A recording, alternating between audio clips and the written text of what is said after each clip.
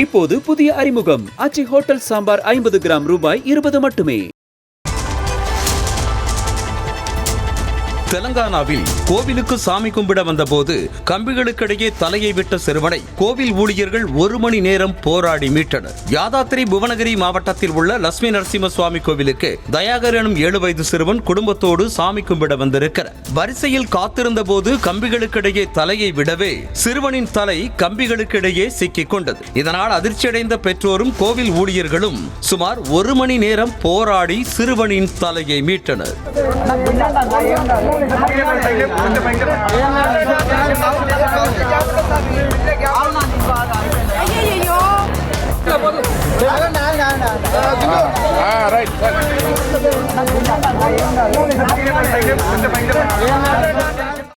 இப்போது புதிய அறிமுகம் ஆச்சி ஹோட்டல் சாம்பார் 50 கிராம் ரூபாய் 20 மட்டுமே.